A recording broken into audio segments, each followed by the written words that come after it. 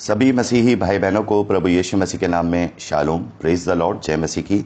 Yeshu the saviour ministry और मैं प्रभु यीशु मसीह में आपका भाई जेम्स आप सभी का इस बाइबल अध्ययन कार्यक्रम में एक बार फिर से बहुत बहुत स्वागत करते हैं। मेरे प्यारे भाई बहनों, हम सब अध्ययन कर रहे हैं मत्ती रचित सुसमाचार का और एक छोटी सी प्रार्थना के साथ आज के अध्ययन को हम शुरू करेंगे। हालेलुया, धन्यवाद पिता परमेश्वर, धन्यवाद करते हैं आपके अद्भुत रीति वाले प्रेम के लिए पिता, जो आपने अपने इकलौते को देकर हम सभी पर प्रकट किया। धन्यवाद करते महान पिता परमेश्वर आपके अनुग्रह, आपके महान प्रेम, आपकी तमाम स्वर्गीय और आत्मिक आशीषों के लिए। धन्यवाद करते हैं इस बाइबल स्टडी प्रोग्राम के लिए पिता, जिसके द्वारा हम आपके वचनों से आशीषित हो रहे हैं। उन्हें पिता परमेश्वर आज के अध्ययन में पवित्र आत्मा हमारी मदद, सहायता और अगुवाई करे पिता, ताकि हम आपके वचनों को सत्य रीति से, ठीक रीति से सीख पाए पिता, और आपके ग्रहण योग्य बने और आपके राज्य के लिए इस्तेमाल हो सके पिता। सारी व्यवस्थाओं को हम आपके धर्म में बलवंत दाहिने हाथ में सौंपते हैं पिता। तो आप हमारी मदद और अगुवाई करना। सारा आदर महिमा देते हैं इस प्रार्थना को अपने उद्धार करता प्रभु यीशु के सामर्थ्य और पवित्र नाम में मांगते हैं, सुनिए और कबूल कीजिए, आमीन। तो मेरे प्यारे भाई बहनों, हम अध्ययन कर रहे हैं मत्ती रचित सुसमाचार का, और अब समय है कि हम उसके 17वें अध्याय और 9वें वचन से आगे का अध्ययन करें। मेरे प्यारे भाई बहनों, यहाँ 9वें वचन से लेकर 13वें वचन तक आपने यहाँ एलिया भविष्यद्वक्ता के विषय में पढ़ा है। और जैसा मैंने आपको पहले भी बताया था कि प्रभु के पहले आगमन का भी चिन्ह जो है एलिया भविष्यद्वक्ता के आने को बताया गया, और प्रभु के दूसरे आगमन के पहले जो है एलिया भविष्यद्वक्ता के आने को चिन्ह बताया गया। मेरे प्यारे भाई बहनों, एक्चुअली जो भविष्यवाणी है वो अंत के दिनों में जब प्रभु यीशु मसीह लौट के आएंगे उसके लिए की गई है। लेकिन यहूदी परंपरा के अनुसार ये मत बन गया था कि जब मसीहा आएगा तो उससे पहले एलिया भविष्यद्वक्ता आएगा। एक्चुअली जो भविष्यवाणी की गई मलाकी भविष्यद्वक्ता के द्वारा, उसे जो रब्बाई लोग थे वहाँ के या जो व्यवस्थापक लोग थे उसे अच्छी तरह से समझ नहीं पाए, और यही कारण था कि प्रभु यीशु मसीह को वो पहचान नहीं पाए। और प्रभु यीशु मसीह को वो एक भौतिक राजा के रूप में देख रहे थे कि जो रोमी साम्राज्य से लड़ेगा, वो हमें बचाएगा और दाऊद की गद्दी को, मतलब फिर से राज सिंहासन शुरू होगा। क्योंकि हम देखते हैं कि जब नबूकदनेस्सर ने यहूदा को बंधुआ बना लिया, उसके बाद से लेकर प्रभु यीशु मसीह तक यहूदियों का कोई देश नहीं बन पाया। ठीक है, वो आज़ाद भी रहे, वो दूसरों की अधीनता में भी रहे, लेकिन कोई राजा नहीं बन पाया, कोई देश नहीं बन पाया। और इस समय भी जो यहूदी लोग हैं वो रोमी साम्राज्य के अंडर में हैं, और उनका जो राजा है, जो हेरोदेस के जो बेटे हैं, वो भी रोमी साम्राज्य की डमी राजा ही हैं। तो कोई उनका फ्री राज्य नहीं है। तो प्रभु यीशु मसीह के विषय में उनका ये मानना था कि जो वो मसीहा आएगा उससे पहले एलिया ज़रूर आएगा। और इस बात को जब हम मलाकी में पढ़ते हैं, ये दो भविष्यवाणियाँ हैं, मलाकी की पुस्तक उसके 3रे अध्याय और उसके पहले वचन को पढ़ते हैं, तो यहाँ पर हम देखते हैं, देखो मैं अपने दूत को भेजता हूँ और वह मेरे मार्ग को मेरे आगे सुधारेगा, और प्रभु जिसे तुम ढूंढते हो वह अचानक अपने मंदिर में प्रकट होगा, मंदिर में आ जाएगा। तो यहाँ पर हम देखते हैं कि वाचा का वह दूत जिसे तुम चाहते हो सुनो, वह आता है, सेनाओं के यहोवा का यही वचन है। ठीक है, तो यहाँ पर एक दूत के विषय में लिखा हुआ है। और जब हम 4थे अध्याय को पढ़ते हैं यहाँ मलाकी के, और उसके 5वें वचन को पढ़ते हैं, तो वहाँ लिखा है, देखो यहोवा के उस बड़े भयानक दिन के आने से पहले मैं तुम्हारे पास एलिया नबी को भेजूंगा। तो यहाँ इन भविष्यवाणियों के अनुसार यहूदी लोग ये मानते थे कि हमारे मसीहा के आने से पहले एलिया का आना ज़रूरी है। और यहाँ पर यही बात जो है उठ रही है। यहाँ लिखा है कि जब वे पहाड़ से उतर रहे थे तब यीशु ने उन्हें आज्ञा दी, जब तक मनुष्य का पुत्र मरे हुओं में से ना जी उठे, ये बात तब तक जो बात तुमने देखी किसी से ना कहना। जो अभी हमने पढ़ा था पिछली बार, जो प्रभु का रूपांतरण हुआ था उसके विषय में प्रभु कहते हैं अभी किसी से मत कहना, क्योंकि मैं आपको इस बारे में समझा चुका हूँ कि सब कुछ प्रभु समय पे ही हर चीज़ करेंगे, क्योंकि प्रभु अभी इस तरीके से अपने आप को वहाँ लोगों के बीच में प्रकट नहीं कर रहे थे जिससे कि कहीं ऐसा ना हो कि जो उसका मेन काम है बलिदान होने का, उसमें किसी भी प्रकार का कोई प्रावधान आए। इसलिए प्रभु ने कहा हर चीज़ समय पर ही होगी। ठीक है, जब मैं जी उठूंगा तब इस बात का प्रचार करना। तो यहाँ पर आगे हम देखते हैं कि इस पर उसके चेलों ने उससे पूछा, फिर शास्त्री क्यों कहते हैं कि एलिया का पहले आना अवश्य है? उसने उत्तर दिया, एलिया अवश्य आएगा और सब कुछ सुधारेगा, परंतु मैं तुमसे कहता हूं कि एलिया आ चुका है और लोगों ने उसे नहीं पहचाना, परंतु जैसा चाहा वैसा ही उसके साथ किया। अर्थात यूहन्ना बपतिस्मा देने वाले के विषय में यहाँ प्रभु कह रहे हैं, इसी रीति से मनुष्य का पुत्र भी उनके हाथ से दुख उठाएगा। तब चेलों ने समझा कि उसने हमसे यूहन्ना बपतिस्मा देने वाले के विषय में कहा है। तो यहाँ पर हम देखते हैं मलाकी तीसरे अध्याय की और पहले और दूसरे वचन की जो भविष्यवाणी है वो यूहन्ना बपतिस्मा देने वाले के विषय में है। और प्रभु यहाँ कह रहे हैं कि यहूदियों के लिए भी ये चिन्ह ठहरा, क्योंकि यूहन्ना बपतिस्मा देने वाला एलिया की आत्मा के सामर्थ्य के साथ कार्य करता था, अर्थात मानो तो यही एलिया है। लेकिन एलिया भी आएगा। देखिए इस शब्द पर हमें ध्यान देना है। प्रभु कहते हैं एलिया अवश्य आएगा इन द फ्यूचर और सब कुछ सुधारेगा फ्यूचर में, अर्थात यहां पर दोनों प्रभु के दोनों आगमन की, पहला आगमन जो प्रभु देहधारी हुए हैं उसमें भी यूहन्ना बपतिस्मा देने वाले के रूप में यह भविष्यवाणी यहां परमेश्वर ने पूरी कराई, ताकि यहूदियों के बीच में किसी भी प्रकार का कोई भ्रम ना रहे। और जब प्रभु यीशु मसीह का द्वितीय आगमन होगा उससे पहले भी एक बार एलिया भविष्यद्वक्ता का आना जरूरी है। तो यहां प्रभु ने इस बात को क्लियर कर दिया है। तो मेरे प्यारे भाई बहनों, आपको मैं ये पहले भी बता चुका था और अभी आप इससे और क्लियर हो गए होंगे। और लूका रचित सुसमाचार में इस बात को हम पढ़ते हैं कि एलिया जो है, माफ कीजिएगा, जो यूहन्ना बपतिस्मा देने वाला है वो उसके आगे आगे एलिया का आत्मा और सामर्थ कार्य करता था। इस बात को अभी हम लूका में पढ़ेंगे तो और भी अच्छे से समझेंगे। ठीक है, आगे बढ़ते हैं मेरे प्यारे भाई बहनों। बहुत ही इंपॉर्टेंट यहाँ पर बात है। यहाँ पर विश्वास के विषय में यहाँ बात हुई है।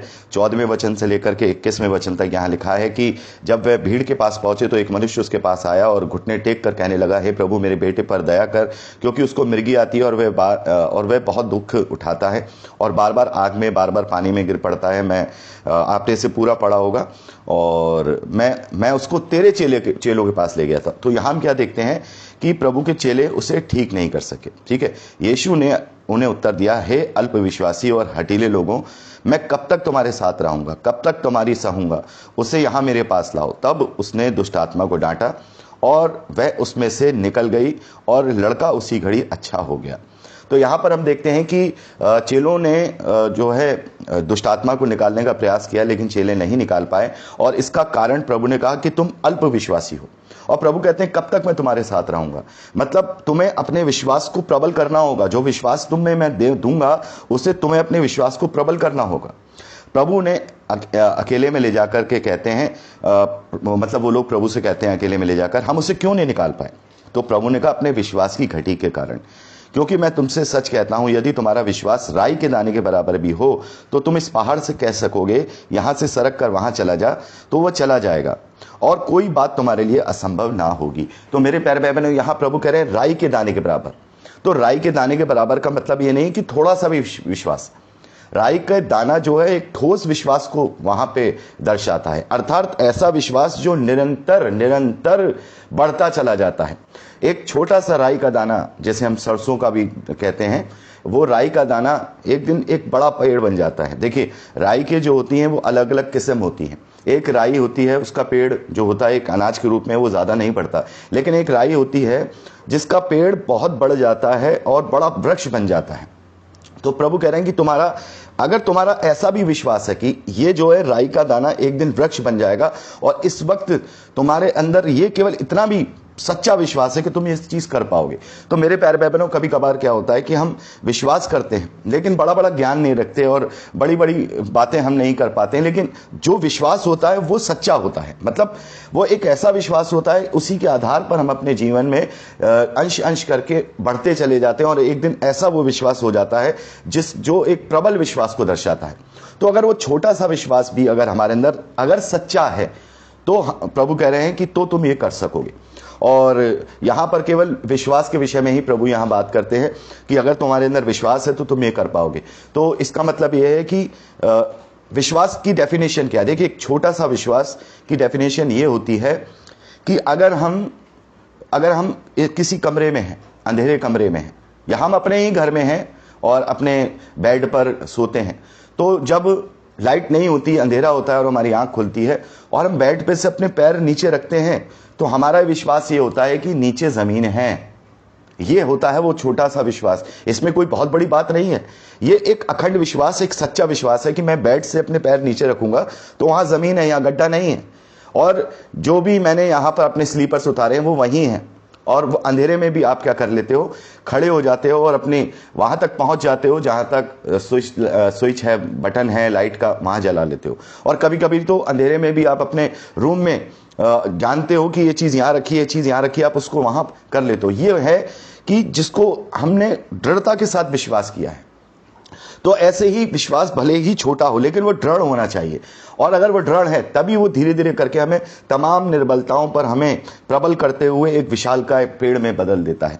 तो यहाँ प्रभु यीशु मसीह ने यहाँ इस बात को समझाया है। और जो 21वां वचन है मेरे प्यारे भाई बहनों, मैं आप लोगों को बताना चाहता हूँ, कई बार लोग जो है इस वचन को लेकर बहुत ज्यादा भ्रमित हो जाते हैं कि क्या हमें, क्योंकि मैं देखता हूं बहुत सारे जो प्रचारक हैं, बहुत सारे दुष्ट आत्माओं को निकालने वाले लोग हैं, इस तरीके से बोलते हैं कि हम उपवास करेंगे तभी दुष्ट आत्मा निकलेगी, हम प्रार्थनाएं करेंगे तभी दुष्ट आत्मा निकलेगी। लेकिन प्रभु ने यहां पर विश्वास के विषय में बात की है।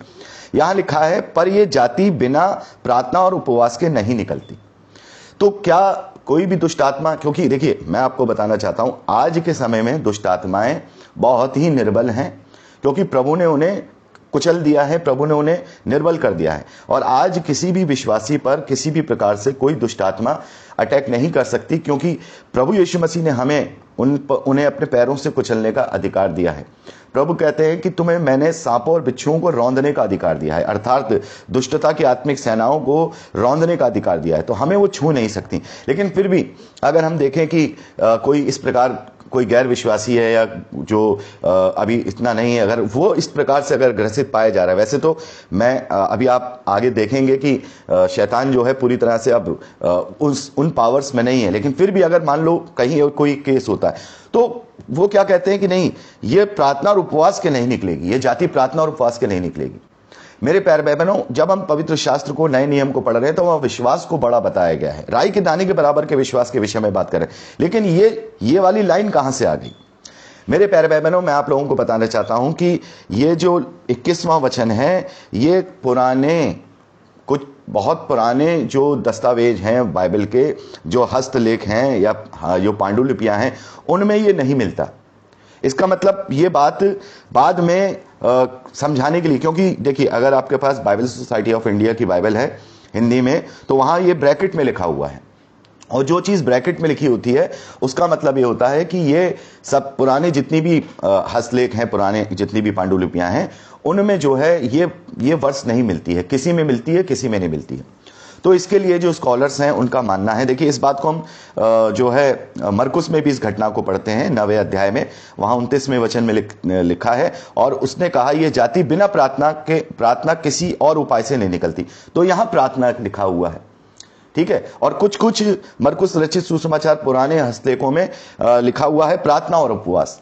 तो मेरे प्यारे भाई बहनों, यहां पर जो उपवास का जो शब्द है वो कहीं ना कहीं जो अर्ली चर्च फादर्स जिन्हें बोलते हैं, क्योंकि पहले जो बाइबल छपती नहीं थी, बाइबल जो है ट्रांसलेट होती थी, तो ये स्कॉलर्स मानते हैं कि इसके अंदर ये ब्रैकेट में लोगों को समझाने के लिए ये एक किसी अर्ली चर्च फादर ने अपने किसी एक ने लिखा तो उसको बाद में कॉपी किया कि इसके लिए उपवास की जरूरत है। तो इसको हम ये नहीं कह सकते कि सचमुच ये प्रभु यीशु मसीह ने कहा था। देखिए बाइबल जो है कभी किसी से कुछ नहीं छिपाता है, स्कॉलर्स कभी भी किसी से कुछ नहीं छिपाते हैं, जो चीज है वो है। तो यहां ब्रैकेट में लेकर के इसलिए बताया गया कि इस पर हम पूर्ण ये ना सोचें कि सचमुच ये प्रभु ने कहा था, हाँ, लेकिन ये अर्ली किसी लेखक ने इस बात को लिखा है। तो हमारे पास एक स्पष्ट बाइबल है, हमारे पास कोई ऐसी बाइबल नहीं है कि हम ये कहे कि अरे ये तो किसी और ने लिखा था और हमने इसको हम प्रभु की बात मान करके मान रहे हैं। तो जो चीज जैसी है वैसी ही हमें बताई गई है, किसी अंधेरे में नहीं रखा गया है। तो 21वां जो वचन है वो जो है इस तरीके से आप मान के चलिए कि इसको हम ये नहीं कह सकते कि ये सही मायने में पुरानी जो मती ने ये लिखा है उसमें ये वचन है, ठीक है। बाद में बहुत सारे किसी ने इसमें ये ऐड किया है। और ये भी मैं आपको बताना चाहता हूं कि अब हम ये सोचें कि अगर इसमें किसी ने ऐड किया है तो क्या बहुत सारी चीजें ऐड की हैं? नहीं मेरे प्यारे भाई बहनों, बाइबल के अंदर 0.01% भी ऐसा नहीं है जो कोई बाद में चेंजेस किया हो। केवल 0.009% यानी 0.001% ही मान लीजिए, उससे भी कम कोई एक आध शब्द है जो हमें पुरानी हस्तलेखों में नहीं मिलता है। तो हम उसको साफ बोलते हैं कि नहीं मिलता है तो नहीं मिलता है। तो बाइबल बिल्कुल ऑथेंटिक है। एक यही वो किताब है जो अपने विषय में सब कुछ सच बताती है कि अगर किसी का लेखक का नहीं पता है तो बाइबल बताती है कि हाँ, हमें इसके लेखक के विषय में नहीं पता है। यदि कोई चीज ऐसी है तो वो बताती है कि वो चीज ऐसी है। ऐसा नहीं है कि अपने पढ़ने वालों को वो भ्रम में रखे कि सब कुछ ही जो है इस तरीके से लिखा गया है, लेकिन लिया इसलिए गया है ताकि ये बता सकें कि इसे कुछ हस्तलिपियों में पाते हैं, कुछ में नहीं पाते हैं। तो जिसे हम सब में पाते हैं वो तो हम पूर्ण रूप से कहेंगे कि हाँ ये परमेश्वर का जो ऑथेंटिक वचन है, लेकिन जिसे हम सब में नहीं पाते, कुछ एक शब्द या कुछ एक पैसेज, तो हम ये कहेंगे कि इससे हम शिक्षा तो ले सकते हैं, लेकिन इसे हम एक सिद्धांत नहीं बना सकते, एक प्रिंसिपल नहीं बना सकते हैं। ठीक है, तो यहां मैंने आप लोगों को क्लियर कर दिया है। तो यहां हम देखते हैं कि हमने 21वें वचन तक अध्ययन किया है। अब अगली रिकॉर्डिंग में आगे अध्ययन करेंगे। परमेश्वर हम सबको आशीष दे।